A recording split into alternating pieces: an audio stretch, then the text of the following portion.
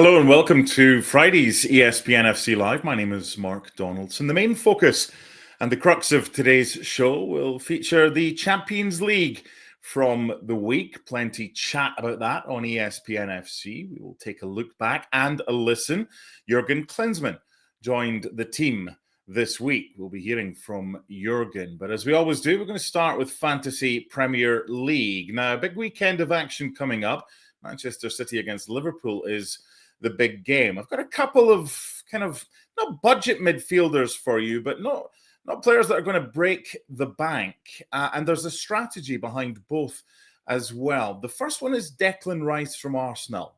Now, I'm going to preface this by saying you might not even need an Arsenal midfielder because obviously Bukayo Saka is expensive, but Declan Rice is the player that I've identified as someone who is averaging 6.3 points per match this season. The caveat is, and here's where I think you can get ahead, if you believe that you can trust Arsenal's defence going forward, and why wouldn't you, then why not go triple Arsenal defence? Because let's face it, if you go Gabriel, most people have got Gabriel. If you go Yuri and Timber, most people have got an Arsenal defender. Double up, people are starting to double up on FPL with Arsenal defenders. What about a triple up with David Raya as well? If you only want two defenders, Declan Rice is someone who's on set plays and is someone that's getting the DEFCON points as well. That might be someone that you consider. Mid-sixes for him. Dominic Szoboszlai is the other for Liverpool. Less than 4.5% ownership. He's on all set plays.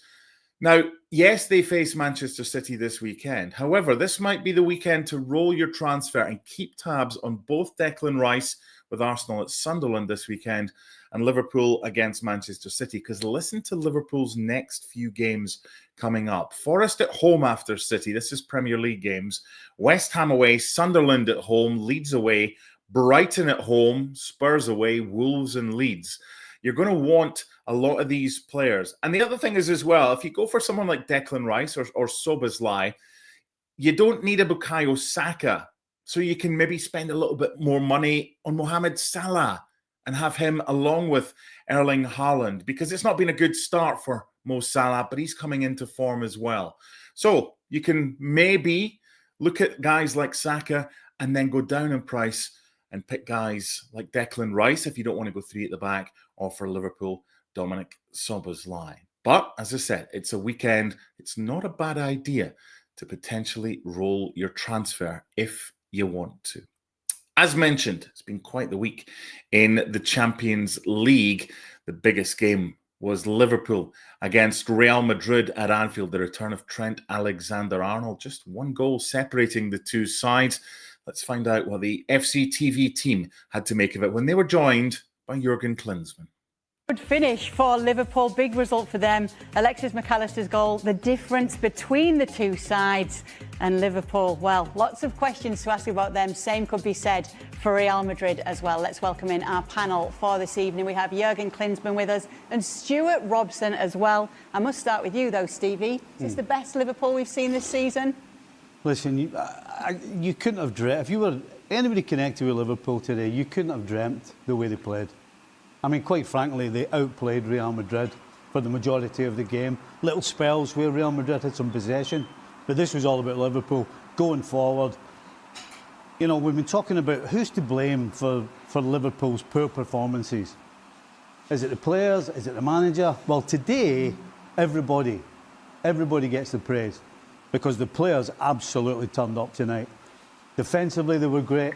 The middle of the park, they were fantastic. That three of McAllister, Gravenberch, Szoboszlai were outstanding. Szoboszlai in the first half was absolute world class. And Arne Slot, in my opinion, got this absolutely 100% right, because nobody expected him to play Wirtz. I certainly didn't.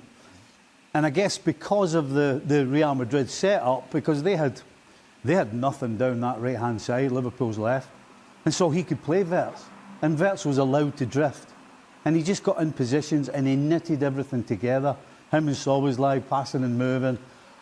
It was dream zone for Liverpool in this game. To pick, of all games, to produce your best performance of the season at home, to Real Madrid, big-time game, and boy, did they deserve it. 1-0 it finished, it should have been 3 or 4. What did you make of Liverpool tonight, Robbo?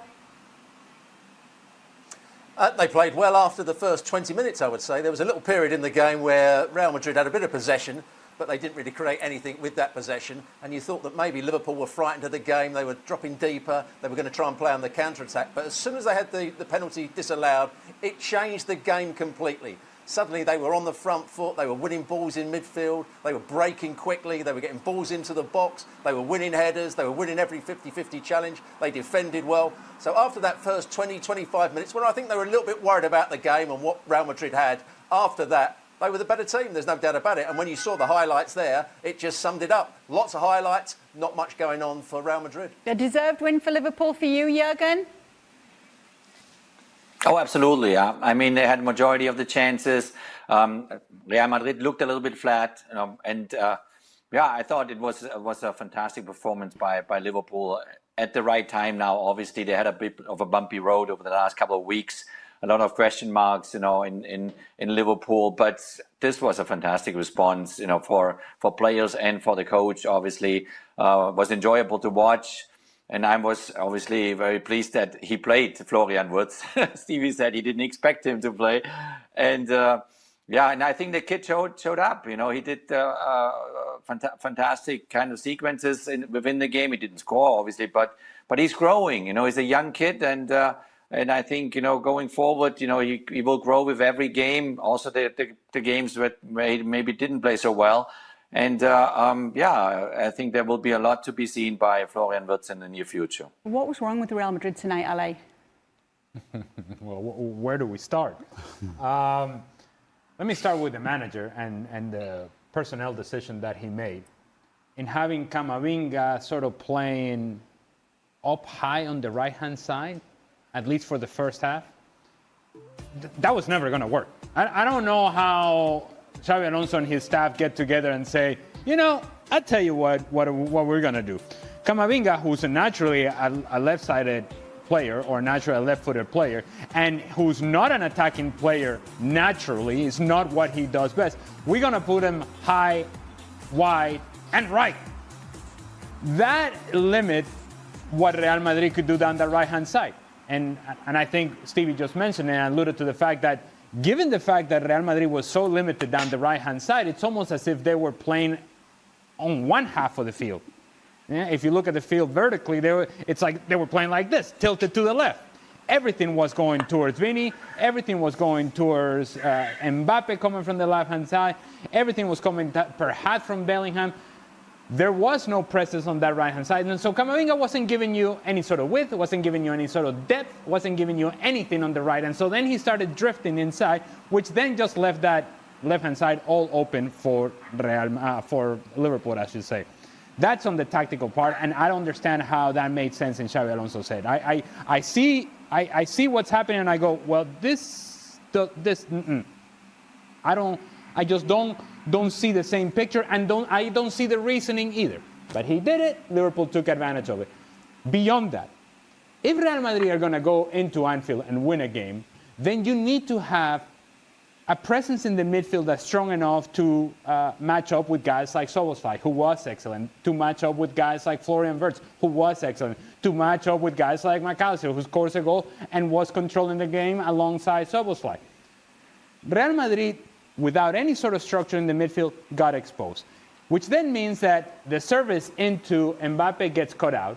He gets impatient and starts drifting everywhere except down the middle, where he has been most successful this season. And then Vini on the left-hand side, who should be a game changer for you, was not today, was largely ineffective, and was controlled very well by Conor Bradley. Other than that, Real Madrid was great today. As soon as Liverpool scored the goal, actually, Mbappe, you could see him thinking, you know what, I've had enough of this.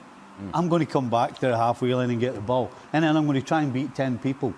I mean, it was kind of schoolboyish to watch him, because he just had enough of no service, no ball, nothing, running around, not getting close to anybody, just invisible. Actually, pretty much like most of the Real Madrid side. Just writing down the expected goals there that we saw on the graphic, 2.58 for Liverpool in that game and 0.45 for for Real Madrid.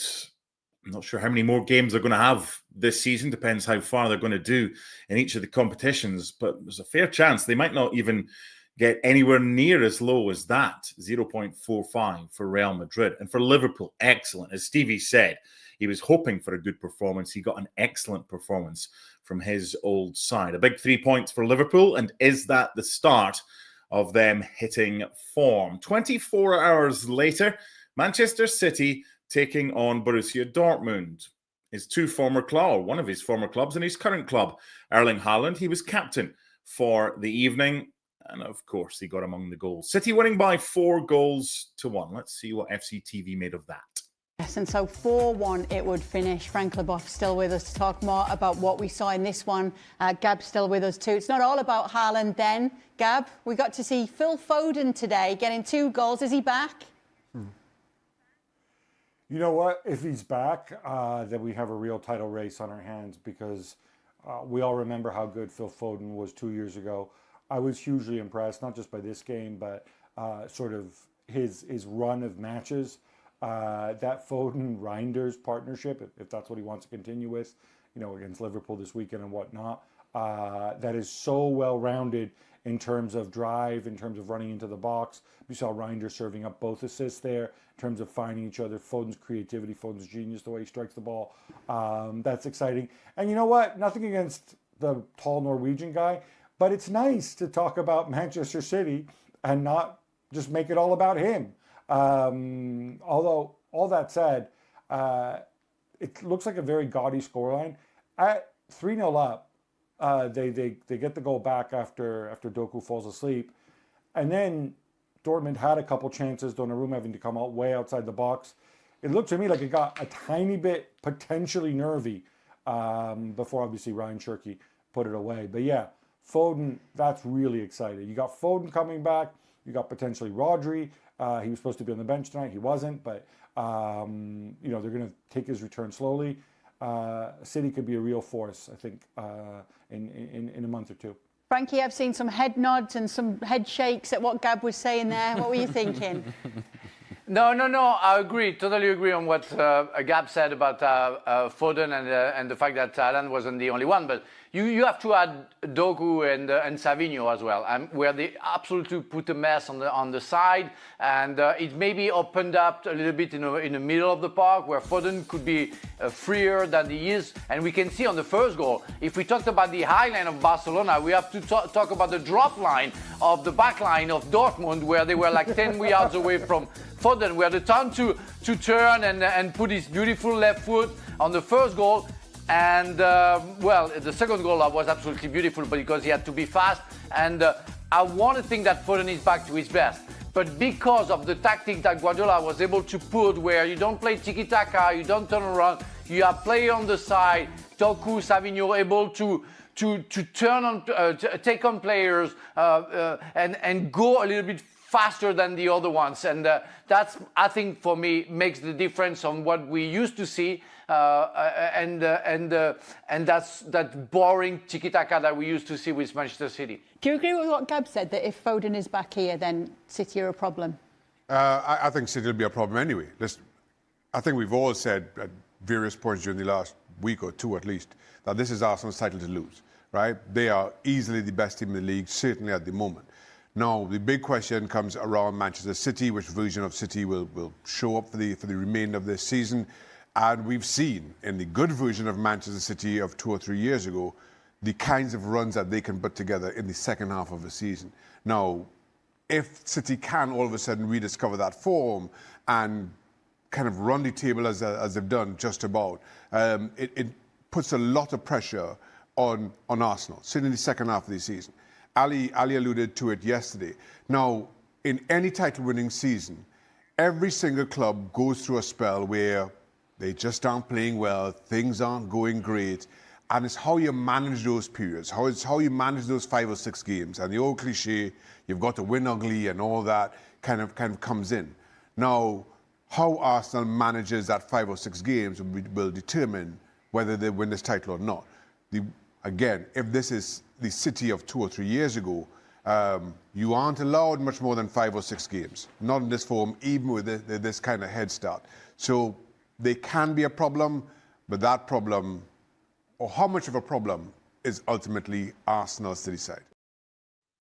I think Borussia Dortmund were good opponents for Manchester City in that game. They were open, not as open as some, but a lot more open than others that go to the Etihad, and they were always likely to have the chances, but they were always likely to concede opportunities. And City winning by 4-1, so 5 goals at the Etihad, and at the same time at the Jan Bredel Stadium in Belgium, there was a game that had 6 goals. It could have had 12.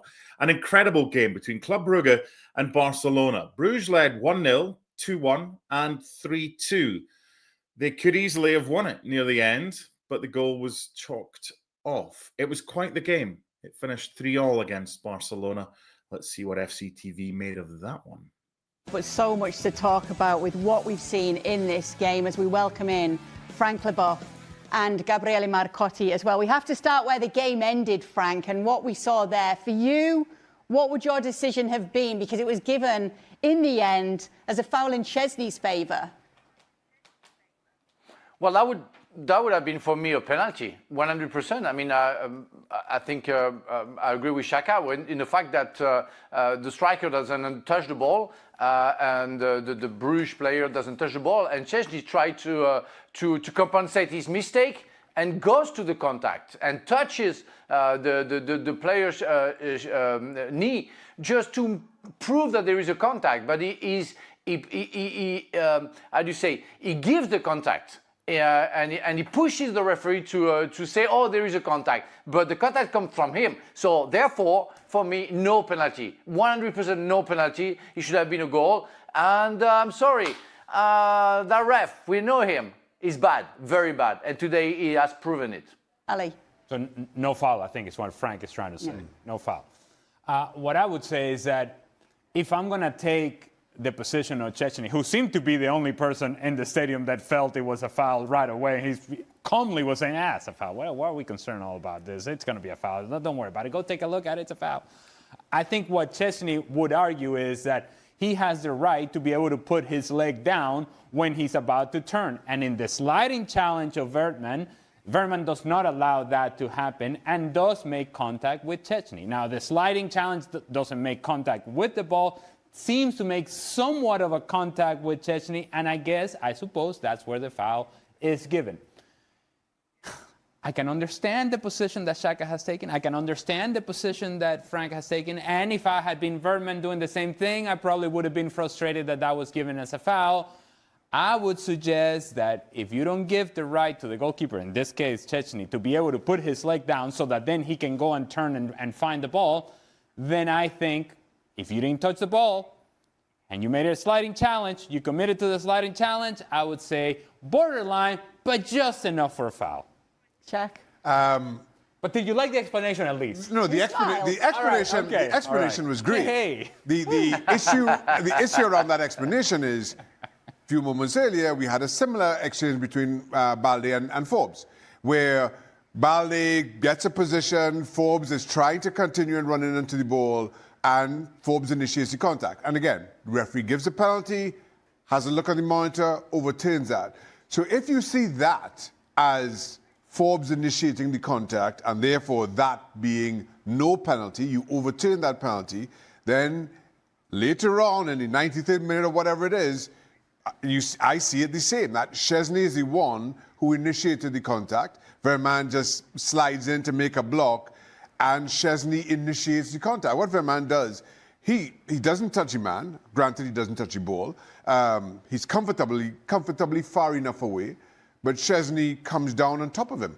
So for me, it's the same situation, albeit reversed.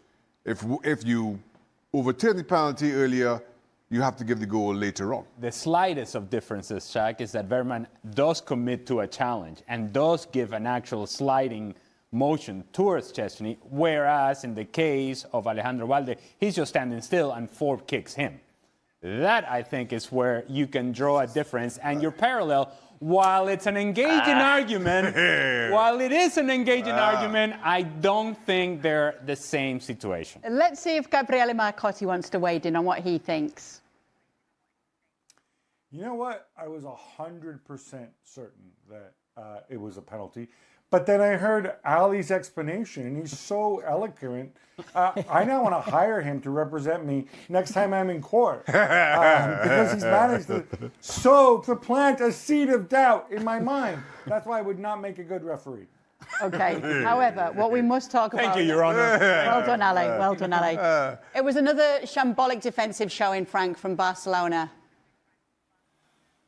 Oh, yeah, it was. I mean, the 3 goals come from the high line, and we've been talking about that, for a year and a half now, and we said sometimes they're going to be punished. And this year, they have been punished a lot. But for Hansi Flick, it doesn't seem to be a problem, because he doesn't try to cope with the situation and maybe try to correct that situation. And he carries on, and he's being stubborn. And you cannot be punished that way every time. Because people, they start to know, and as Ali said, you don't even need a perfect ball in the space. You just need to put the ball in the space, and the people at front have to go, and they're going to get the ball because nobody is there to cover, and they're going to be in front of Szczęsny in an easy way. That's not possible anymore. At that level, you have to have, again, as I always say, a second option. You can try that, but when it doesn't work, when you've been trapped once, you have to change your mind, you have to change your tactic. But the coach doesn't. 7 goals conceded in 4 games is a little bit alarming for Barcelona. As I mentioned right at the start, before we heard from FC TV, Club Brugge could easily have won that game. 2 wins, a draw, and a defeat for Barca. In 11th place, they'll be fine. Of course, they'll get through. Remember, the top 8 in the league phase of the Champions League get a bye through to the knockout stage proper rather than a playoff spot. So plenty of Champions League action this week for FC TV to get their teeth into. And of course, after every single ESPN Plus FC show, there's FC Extra Time. Here's a sample of what we've had for you this week from the guys and the girls. Welcome into Extra Time. Oh, we are so happy to have our Craig Burley back from vacation. He's a lot more tan. Rested. Calm. Settled. Oh, Bill. Right in time for the Conference League and he wouldn't miss it. He would not miss it. Only thing we're missing is a little A-League action. I clearly didn't think this one out properly. Oh, he loves it. Plenty of time. I just stuffed it all in at once. Got a bit burnt on my last day, Shaq. Not too much. It happens. Don't worry, the cold up here will sort that right out. Yeah. It got a bit hot and I forgot the old... The sun got the factor 50. But you are missed, Craig, and you said in the show that I'm more in England than you guys, and when I speak to English football fans, they always come over to me and ask, is Craig Burley as grumpy as it seems on the screen? and I always say, no, he's a smiling man. Please, he loves his life. Please tell them I am the most horrible person. No. I don't want the mask you got a to slip. soft heart. Don't know me. It's just a facade. It's No, just a facade. Well, actually, I'll tell you today, Shaq, Jan, Sid, Fred, John, I'll tell you today, it's not a facade. No, it is. Tell you that. Oh, it's a facade. Right, well, it's convenient Craig that we're was talking skipping about in Craig. today. If anybody thinks there's going to be a double preview of Man City Liverpool tomorrow, I'm tuning in for going that. to be mistaken. I'm tuning in for that tomorrow. Please do. All right, I next need to know question. Craig's First question, Who's on rather, and it tomorrow? is for Craig. Craig, did you have a go and wrestle that alligator after you finished your round of golf? The gator did appear to interrupt your round of golf. No, the gator. Gator was having a kip. He was having a sleep. Oh. So you didn't go and touch his tail or nothing? Oh, there's a gator. Oh, he's... This is from Craig's personal photos. Yeah. That's a big one. That looks like a ice sleep. Well, yeah, he's big enough. However, one of my buddies that was with me, he reckoned that He's dead. Yes. Kevin reckoned the gator was dead, and I was like, well, One way to find out. One way to find out. One way to find Pull out. him by the tail. you may go up and check. Did Kevin check? No. But Craig, I mean, when you follow you on the social media, I mean, you are the new Sir Richard Attenborough. There's always deer animals, there are bears, alligators. There's always something happening around Yeah, here. Do you well- live in a zoo? Do you live in a zoo? I was in Florida, so Yeah, that's fair. But there's always a bear or something going around No, you. there was there was a lot of deer running about, and it was different from very different from Connecticut deer. Oh. Right. All right, This is what I noticed. you had a chat. He's Snow White. No, this is what I noticed in my David Attenborough sense. You see a deer in Connecticut here. David Attenborough, it's Richard. Yeah, David Attenborough. Yeah, no, sorry. His brother. The deer's just bold, don't they? Yeah. Here. Like, woof, as soon as you get within any distance down there, they were waltzing about the course. Don't they hunt them more down there? That's a warm weather deer. That's friendly, warm weather deer. very friendly. Yeah. Very friendly. It was That's warm the weather only deer. thing I Don't can run. be. I'll be honest about Twitter now. But the only thing I can be bothered doing is just taking a picture about once a month of some sort of wildlife. I think that's what Twitter Oh, that's deserves. beautiful. Doesn't deserve anything else. Like you know. Do you bird watch? Do you what? Do you bird watch? I beg your pardon? No, I do not. Not in Florida, they're too old for you. No. Oh, yeah. Wow, that was a great habit. I'll tell you what, it's amazing the amount of watchers you see. Though. Yeah, it's amazing. Was this a trip? I was walking the dogs this morning, and people were out with these big cameras taking, and I'm like, Were what they a life! watching birds? What kind of birds were they watching? Wildlife. This is going all kinds of directions. This is going all kinds of directions. That's brilliant. Wildlife. How do you follow that? I got woken at 5 a.m. this morning by a bear going through the rubbish to continue the theme of the wildlife in Connecticut. But you don't need to know that. What you do need to know is the football that's coming up on ESPN this weekend. I'm leaving Connecticut. I'm going to Oregon. I'll be doing Portland against San Diego in the NWSL second quarterfinal of the day, the fourth and final quarterfinal in the NWSL playoffs 2025. First one starts tonight in Orlando. KC Current, the Shield champions, number one seeds, taking on Gotham. That's at 12:30. Both these games on ABC in the United States and on ESPN Plus and via the ESPN app. And then on Sunday, Rayo Vallecano taking on Real Madrid, 10:15 on Sunday. Celta against Barcelona follows that at 3. And I'll be on duty on Saturday doing Atletico Madrid in their home game against Levante. So a busy weekend coming up. Whatever you're doing, enjoy your football. And a reminder, ESPN FC every single day on ESPN Plus. Bye for now.